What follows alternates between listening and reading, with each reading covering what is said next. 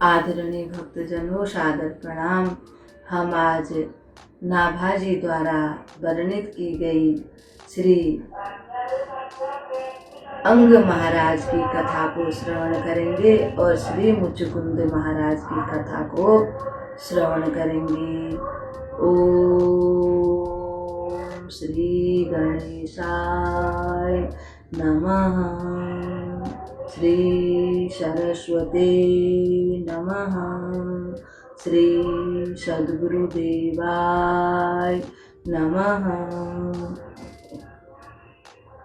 ओम भक्त भक्ति भगवंत गुरु चतुर नाम बपु एक, इनके पद बंदन किए नाशत विघ्न नाशत विघ्न।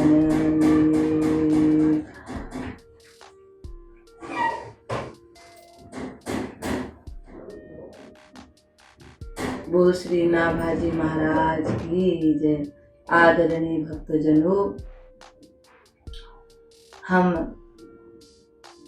भक्तमाल में श्री नाभाजी द्वारा वर्णित की गई भगवान के अनेकों भक्तों की कथा को श्रवण कर रहे हैं। आप सब भी इन कथाओं को श्रवण करके अपने और अपने परिवारजनों का कल्याण कर सकते हैं, क्योंकि एक न एक दिन को सब कर के अंत में भगवान ने ऐसा नियम बना रखा है कि चाहे कोई गरीब हो चाहे कोई अमीर हो, इस संसार को छोड़ करके ही जाना पड़ता है। इसलिए भगवान कहते हैं कि जो मेरे को भजेगा तो मुझको ही प्राप्त होगा। इसलिए ये संतों की जो कथा है, इससे हमको ज्ञान की प्राप्ति होती है। इतने सारे जो भगवान के भक्त हैं, अगर हम किसी एक का चरित्र भी अपने जीवन में उतारेंगे तो हमारा कल्याण हो जाएगा। ऐसे ही एक महाराज हैं जिनका नाम है अंग जी। महाभागवत श्री ध्रुव जी को तो हम सब जानते ही हैं। उन्हीं के वंश में राजऋषि अंग का जन्म हुआ। बहुत समय तक इनके कोई संतान नहीं हुई। जब संतान नहीं हुई तब इनको बड़ी चिंता होने लगी। इन्होंने ब्राह्मणों को बुला करके एक पुत्रेष्टि यज्ञ करवाया। यज्ञ बड़ी प्रसन्नता से करवा कर महाराज बड़े प्रसन्न हुए। ब्राह्मणों के द्वारा यज्ञ सफल हो गया। यज्ञ देवता खीर लेकर के यज्ञ कुंड से प्रकट हुए।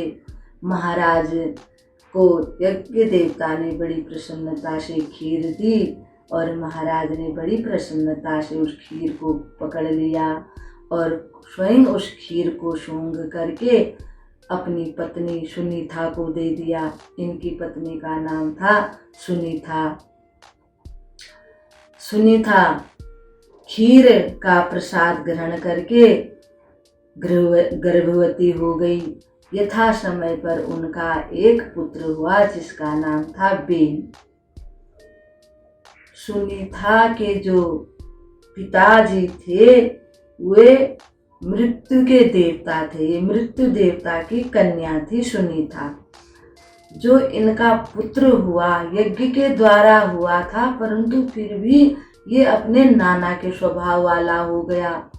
बड़ा ही दुष्ट प्रवृत्ति का था, बड़ा कुटिल था। जब ये बड़ा हुआ ऋषि मुनियों को, साधु संतों को, सबको बहुत दुख देने लगा।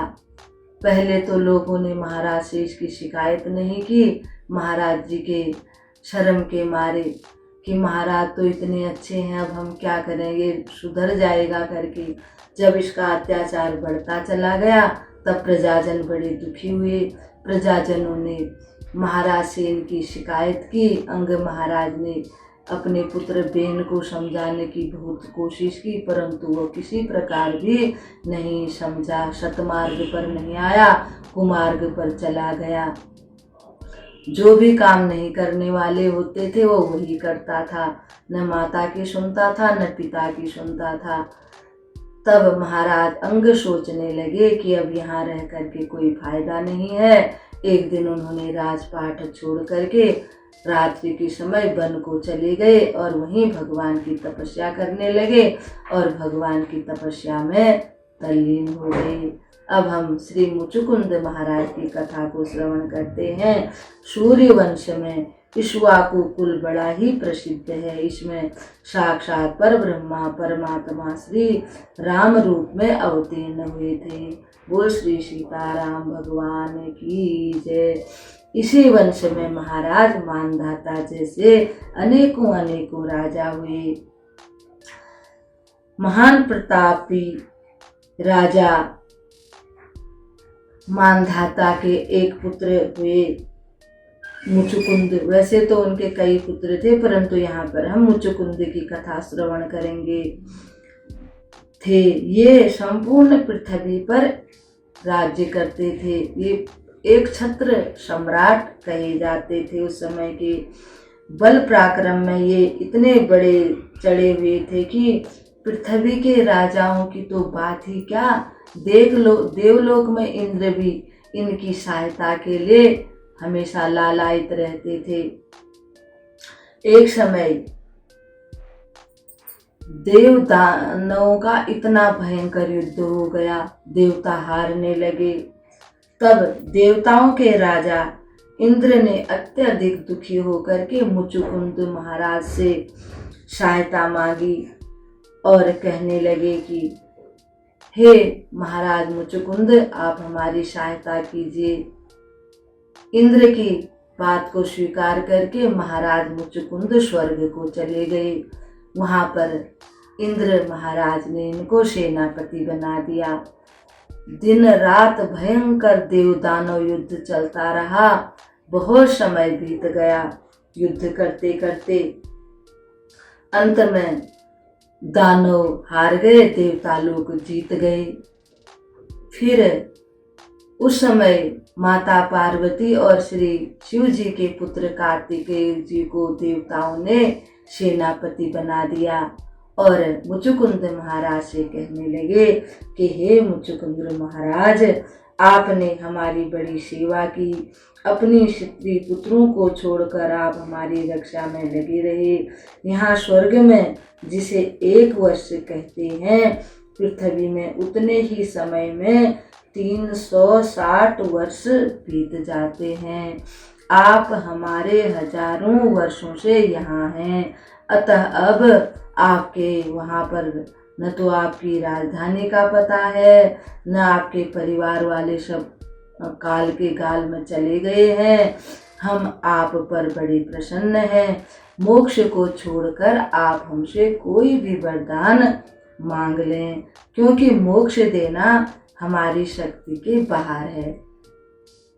देवराज इंद्र ने जब इस प्रकार से कहा, महाराज को मानवीय बुद्धि ने दबा लिया, क्योंकि वो मानव थे और वे बहुत समय से सोए भी नहीं थे, बहुत थक भी गए थे।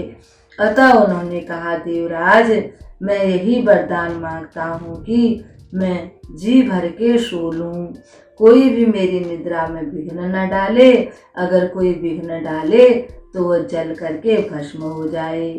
देवराज ने कहा, ऐसा ही होगा, तथास्तु।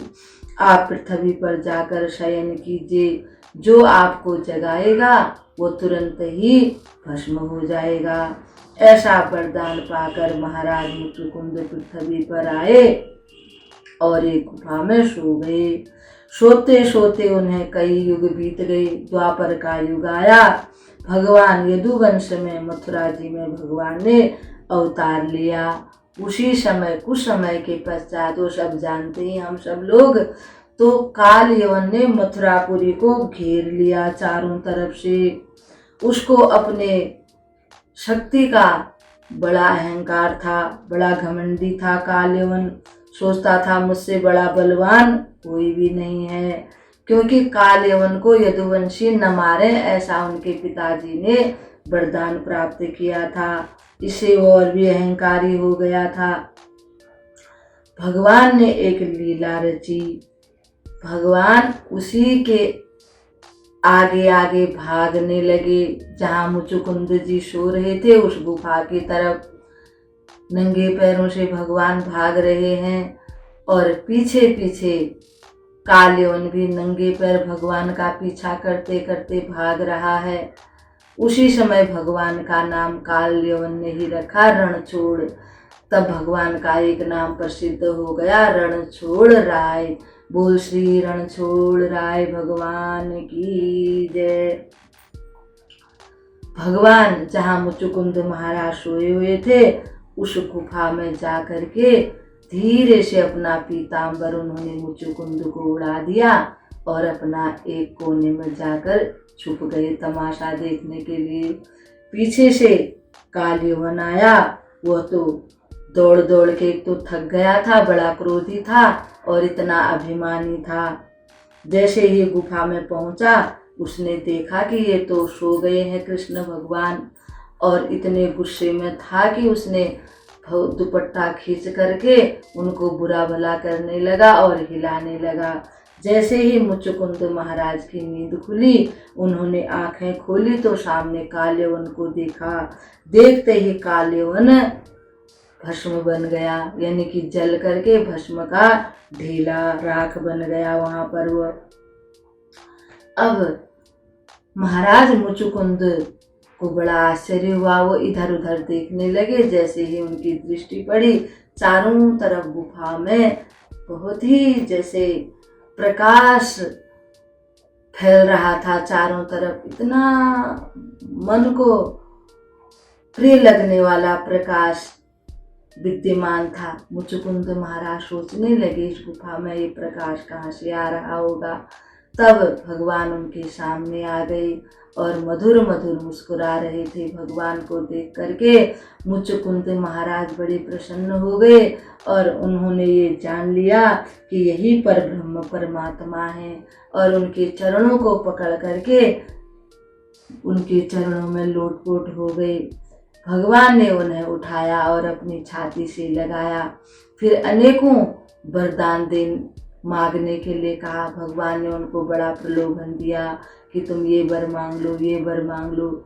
परंतु मुचुकुंद महाराज सब समझ चुके थे कि कुछ भी यहाँ पर शाश्वत नहीं है, सब नाशवान है। एक भगवान की जो भक्ति है और भगवान को छोड़ करके जब सबका नाश ही होना है तो फिर उसको मांग करके क्या फायदा। मुचुकुंद महाराज ने कहा, प्रभु मुझे अगर आप देना ही चाहते हैं तो आप मुझे अपनी सच्ची भक्ति दीजिए, जिससे मैं भली प्रकार से आपकी उपासना सेवा आपकी भक्ति कर सकूं। भगवान ने कहा, अब तुम अगले जन्म में एक ब्राह्मण के घर में जन्म लोगे, तब प्रेम सहित मेरी खूब भक्ति करना, खूब उपासना करना, जितना तुम्हारे मन में आए उतना करना। यह वरदान देकर के भगवान वहीं पर अंतर ध्यान हो गए और मुचुकुंद महाराज का अगला जन्म फिर ब्राह्मण के कुल में हुआ। भगवान की खूब सेवा की, खूब पूजा की और अंत में भगवान को ही प्राप्त हो गए। इस प्रकार से हमने आज आपको भगवान के दो भक्तों की कथा सुनाई है। अब कल भगवान के और भक्तों के साथ हम आपके सामने उपस्थित होंगे। तब तक के लिए हम आप सबको नमस्कार करते हैं।